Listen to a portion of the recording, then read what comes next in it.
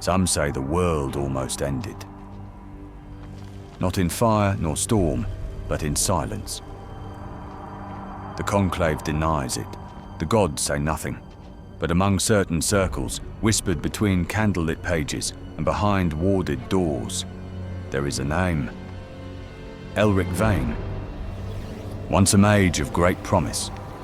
Then, a fugitive. And for a brief moment, something far more dangerous.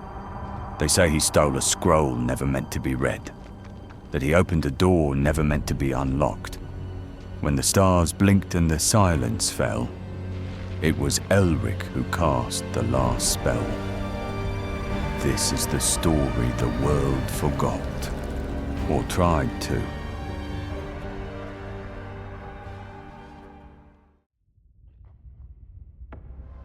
The mage ran, cloak tattered, shoulder slick with blood. Spellbook clutched tight beneath his arm.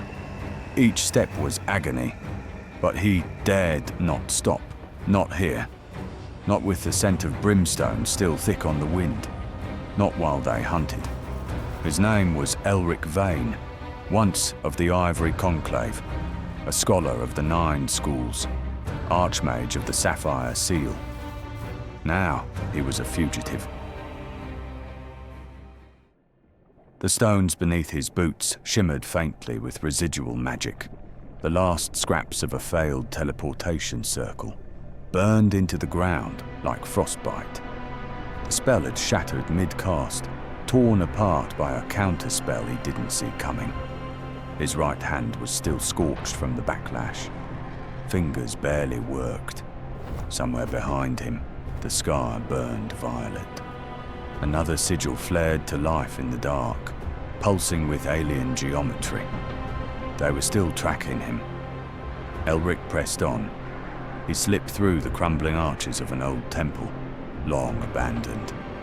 Moss crept over broken pews and shattered altars. No gods answered here. No prayers lingered. Good. He collapsed behind a fallen column, chest heaving. He had no potions left. His focus crystal was cracked. The last spell he cast, a shield against a void dart, had drained nearly everything he had left. All he could do now was hide and think. Why had the ritual failed? He had memorized every line, every rune. The stars had been right. The seals had opened, just as the old texts said they would. And still, something else came through. Something that should never have been summoned. He remembered its eyes. Not eyes, exactly. Reflections of something vast and wrong, gazing back through dimensions like a child tapping on glass. When it looked at him, he felt every spell he'd ever cast unraveling in his veins. He should have died in that chamber. But he survived, and now they were following. Elric reached into his satchel, fingers brushing against the scroll, the one he wasn't supposed to take, the one sealed in black wax and branded with the glyph of silence. The scroll still pulsed with power, and it was warm. They would come for it. The conclave, the wardens, maybe even the gods. But Elric had a plan. He just needed to live long enough to cast one more spell.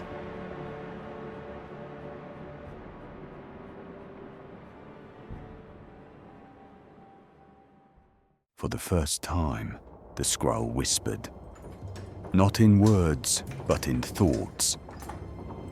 Shapes and meanings that slithered between language and instinct. It pulsed with a deep warmth at Elric's side, responding to the tension thick in the air. He didn't trust it. He had broken the seal in desperation. Read glyphs not meant for mortal comprehension. And since then, the silence had followed him.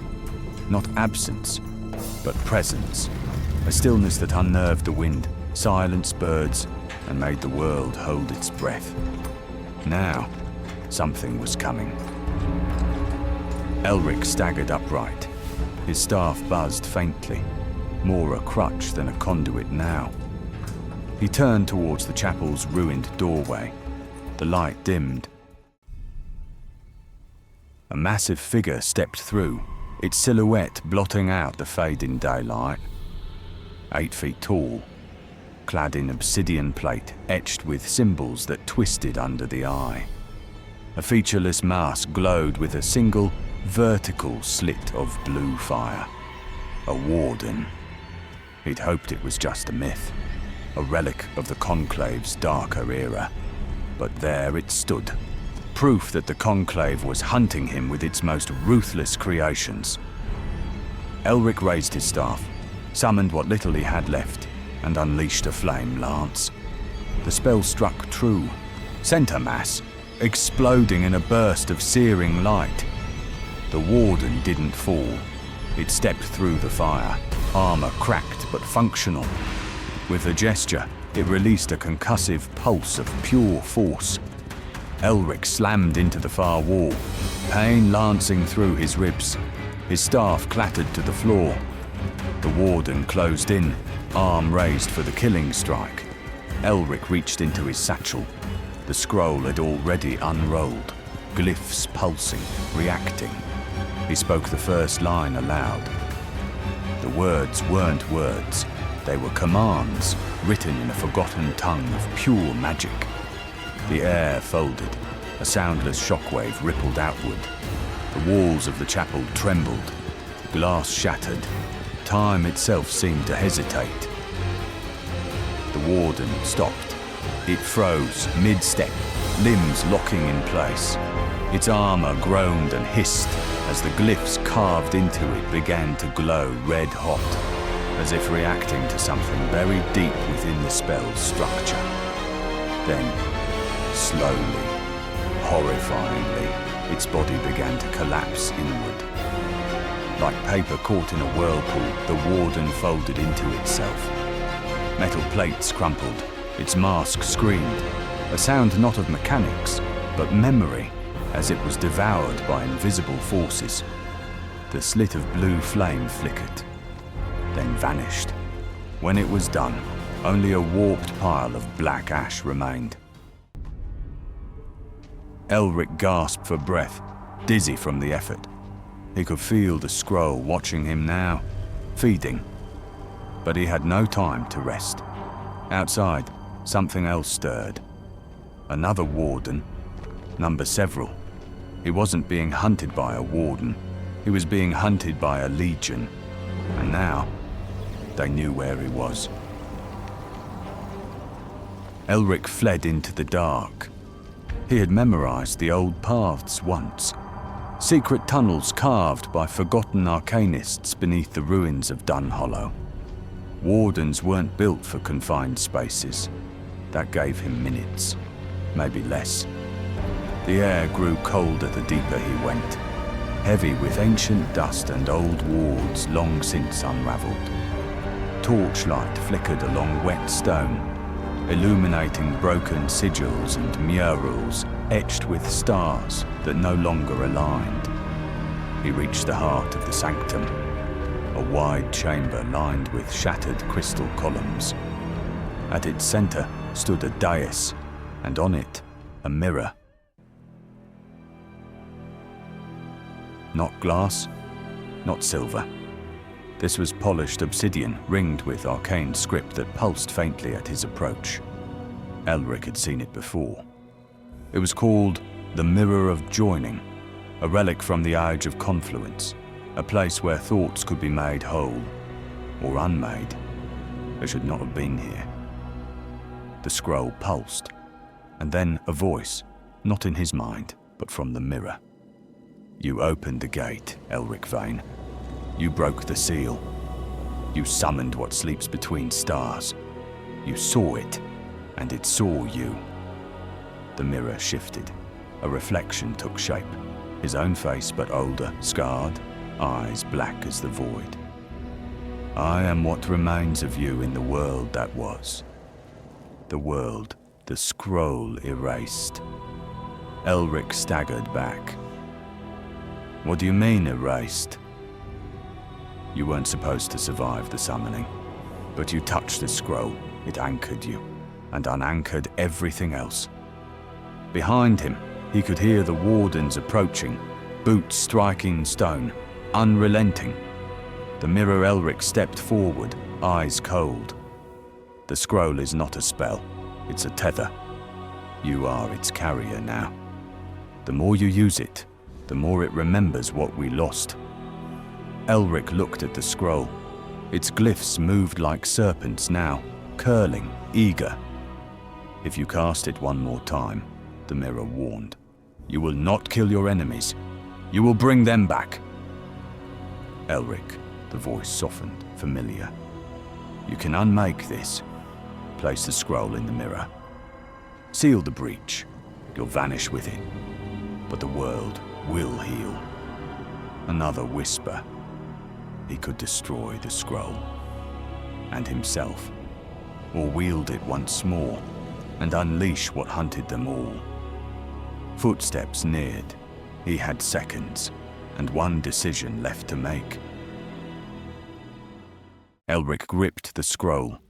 The glyphs writhed, sensing the decision ahead. The mirror before him shimmered with the reflection of the world he could undo or restore. The wardens were near. Their boots echoed like war drums through the stone halls. The weight of the choice pressed down on him, heavier than the spellbook, heavier than the blood on his robes. The voice from the mirror, his future, or perhaps his failure, spoke again. Seal it now. End this. But Elric didn't move. Not yet. He stared at the scroll, the symbols now twisting into familiar shapes. His tower, his students, the stars above the sapphire seal. All of it. Gone. Unwritten by the summoning. Unmade by him. He had torn a hole in the weave of magic. And through it, something had looked back. But what if he could do more than fix it? What if he could rewrite it? He placed the scroll on the dais. The magic flared. Not red, not blue, but white. Pure. Neutral. The mirror cracked down the center, unsure whether to open or close. Elric drew a deep breath. Then, for the last time, he spoke, not the scroll's words, his own. He reached into the weave, not as a thief, but as a creator. He didn't cast the spell, he rewrote it, overriding the glyphs, stitching new meaning into the raw language of the arcane. No longer a tether. Now, a key. The mirror flared. Beyond its cracked surface, he saw stars rearranging, cities restored. Names he thought lost to time whispered once more. The wardens arrived at the threshold, but they did not attack. They stopped, silent, watching, because for the first time, the scroll no longer belonged to the Conclave or the entity beyond the veil. It belonged to Elric Vane. The chamber shook. Light poured from the mirror. The scroll unraveled into the air, threads of magic dissolving like ash on the wind. Elric smiled, just once, then stepped into the mirror. There was no scream, no explosion, only silence. And then, light. The mirror was gone. The wardens turned and walked away.